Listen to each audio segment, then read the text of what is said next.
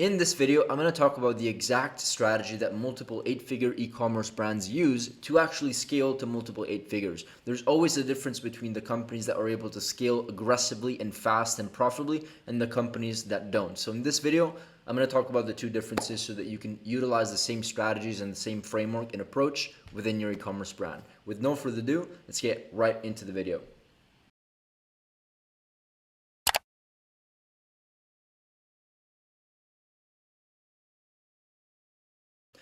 Great, so let's get into the video. Now, if there's one thing that I've noticed throughout the years, throughout my e-commerce years, my marketing years, where I've been studying a bunch of markets, a bunch of companies. If you look at the big companies that are now basically selling everything, they have the entire market share, they can sell whatever they want, companies like Amazon or whatever, what most companies do, and even if they're not selling, multiple products, what most people started with is basically one product with one specific market solving one specific problem.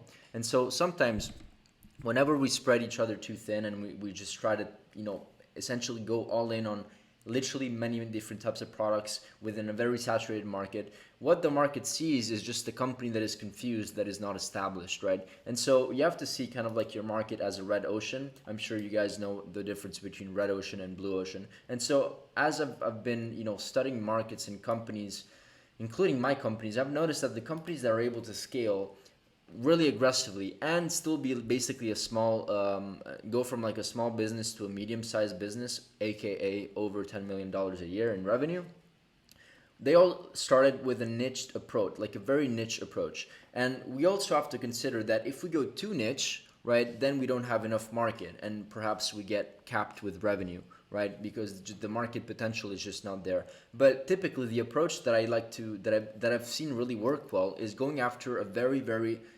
huge market, let's just say beauty, right? $1 trillion, billion, multi-trillion dollar market, whatever the numbers are. And then once you follow and go after that, that very competitive and rich market, then you start niching and then sub niching. And so there needs to be like a very, very strong category. And I have like certain examples here to show you, like skincare, apparel, beverages, whatever. So we can go through some examples. But you have to consider this, like if you don't differentiate yourself from all of these other people that, some of these brands basically have the majority market share, right? And so if you don't have a way to differentiate yourself, it's going to be really, really hard for you to just go into a market and just see profitable ads and profitable ad spend. It's just really, really hard. If somebody's spending $1 million a month, do you think they have more resources, more data, just more everything compared to you? Of course they do, and that's why they beat you within an instant. And so that's why whenever you sell products that that are winners, sometimes you need to take a step back. And of course, creatives are important. Your marketing approach is important. That's really important, and it can make it work. But I'm just saying you can make your life a lot easier if you go ahead and choose another market, okay?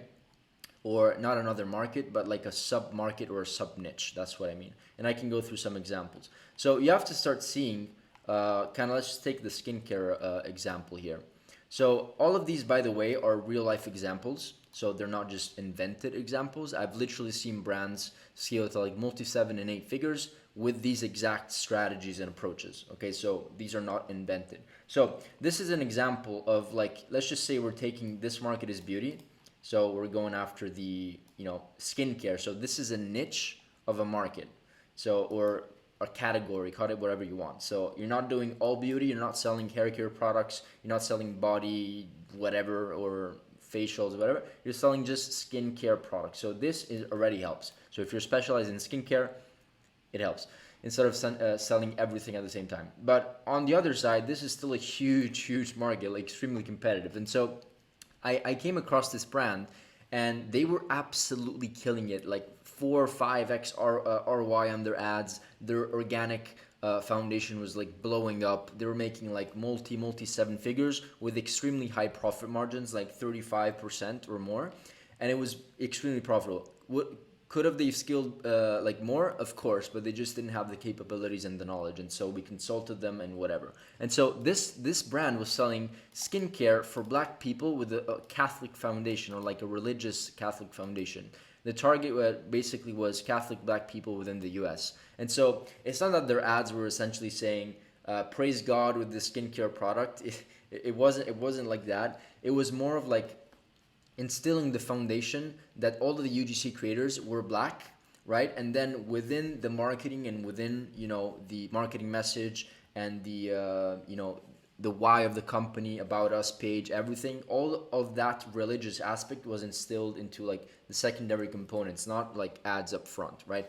But when you create your own little market, black people, skincare or hair care, or just like a specific solution, then these people will be way more geared towards going, to you, compared to going maybe to a company that is 100 times bigger, that sells everything and that is not really specialized. So specializing in one specific sector within a market and a sub-market or a sub-niche is going to really, really help you. And so what ends up happening is that how many companies are going to sell skincare products to black people that have like, that promote a Catholic kind of like background, right? Or marketing message or whatever. And so you're, instead of having a billion competitors, you're maybe going to have like 2, 3, 4, 5, 10, whatever, a handful. And so you will get your market share. So this is just an example. Okay, and let me just move on to wine. So we see a company over here. Now, this is actually an example of a client that was not really able to scale to multiple seven figures. And this is not because like, they had the wrong approach at seeing this. They actually had a great approach. They were selling wine, so spirits, wine, but it was, the company was more based on like that gothic, it was, I can't really say the brand name because I don't want to, do anything here. We have NDAs, but it was like vampires, right? And so they were like promoting the idea, like all of, essentially their product was essentially like for vampire lovers, right? So it was gothic, but it was also promoting this kind of like other vibe. So I can't go more in detail than that.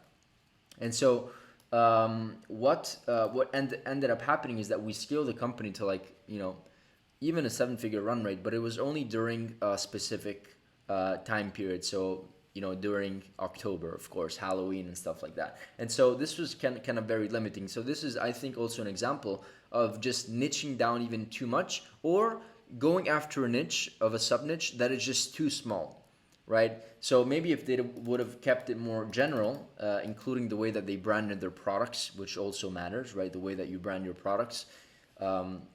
If the name of your brand or the way that you showcase your product, meaning the branding, is just like way too like subcategorized, then it doesn't attract the mass. It just attracts that persona. And so what ended up happening is that we did scale to a 7-figure run rate, but it wasn't sustainable in terms of like the revenue wasn't at that 7-figure run rate every month. It just went kind of up and down, and there was a lot of inconsistency.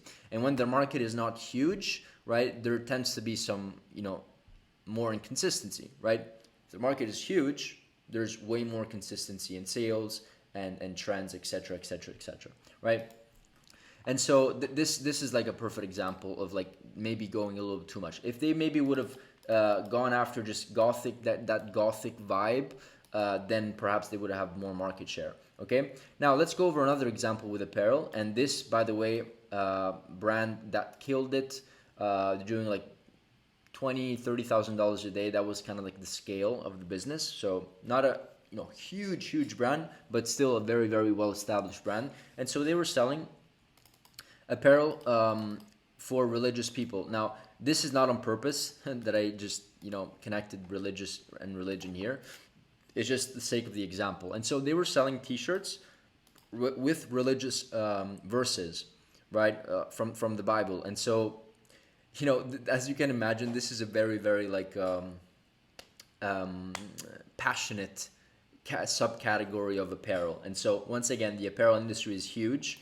And so since the apparel industry is huge, they focused on selling basically T-shirts and hoodies, not everything, not pants, not shoes, not, whatever. It was basically mostly T-shirts and hoodies. And then so they subcategorized, and then they went even deeper, just going after the Catholic kind of example, right? So going after religious people. So this absolutely killed it. and they were running basically just image ads, carousel ads, nothing like super special. They were just testing a bunch of products. So essentially how it worked is that each product was basically, each verse was essentially a different product. So they were launching like 20, 30 designs a week, and they scaled the winner. So this was a very successful approach. Okay, so hopefully you understand what I mean by this. Another example, before I go on into a diagram, another example here is that if you are going after a market that is, let's just say, US, and you see that you want to test a product within the US, you know that it's going to kill it because other people are making millions of dollars a day, but once again, it's just really saturated. And so one other approach that you can take as like a subcategory or like sub-niching or finding your own market is kind of going and doing the same thing, but for smaller markets. Like for example, why is this doing like that? Whoops, let me do it again. But for smaller segments of the market, like for example, Sweden or Germany or whatever. And so, instead of going after the entire world, here you specialize just in Germany or whatever country you see fit and where you see an opportunity. And so what ends up happening is that even if it's kind of a red ocean because it's a competitive market, you're going to find way less competitors to compete against, right? Which will increase the likelihood of profit, market share, revenue generated, cash flow, consistency, and stuff like that. And now I'm not saying that if you want to start a skincare company in Germany, you should just stick there. This could be a stepping stone. From Germany, maybe you expand to other countries, and then from there you can expand to other. As you start getting more market share, you can start expanding your marketing and growing. Okay, so these are just some examples that hopefully you got the point from there. But once again, once you find your market and your subcategory, then it's just a matter of like adding products to that market, like showcasing that product to this, more products that solve like a similar industry a similar problem to that persona, right? And so then you scale horizontally with products, and then of course, as I always like to say, you should scale with marketing angles. And so marketing angles are just ways, pain, solution, problems, just ways that you're promoting and pushing your marketing. So I always like to say there's a million ways to promote a product. If you can sell this product in 100 different ways, in 100 different marketing angles and positioning statements, it's going to be way easier for you to scale instead of just selling this water bottle and saying this is just good for your health. Instead of doing that, you should say this is good for your health. This is convenient because it's small. It's good for people that love athletics and running because it keeps you hydrated, right? And so you're going after different segments. Hopefully I'm not confusing you there. This is a whole other subject, but this is probably the next step. Once you identify a market, within a sub-market, or whatever I just said above, then this is the best way to scale horizontally to make sure that you get the most out of that market that you decide to go after, okay? So this is a short video, but I just wanted to give you a foundation of what I've noticed of where companies start that eventually scale to 8 figures to get more and more market share. And so this is really going to make your life easier because there's lower competition, and this will allow you once again to get market share. So let me know if you have any questions about this. This is kind of like a super high level understanding of how companies scale in an easier way, let's just say. And a lot of these companies that start like this are also just bootstrapped, right? So they don't even need funding, because typically whenever you go with these markets that are less competitive, the ROI on the ads is like higher. Like we've worked with companies that was selling skincare in the US compared to companies selling skincare in Europe, and the ROI on the ads on the front end was always higher, like 9.5 times out of 10, it was like higher in Europe or whatever the market was less competitive. Okay, so take this with a grain of salt, but also try to implement these principles within your market. If you're having a hard time to like scale, try to position your product in a very like non-saturated way, even if the market potential is huge. Okay, let me know if you have any questions. If you own a brand that is doing at least $40,000-$50,000 a month, all the way up to $100,000 a month or more, and you want to partner with a growth partner like us, we're actually offering free consultations, free strategy sessions, free audit sessions, call them whatever you want. It's going to be either with me or somebody else on my team. So if you're interested, feel free to book a call down below, and see you on the other side. Like, subscribe, ring the bell, and see you in the next video. Bye.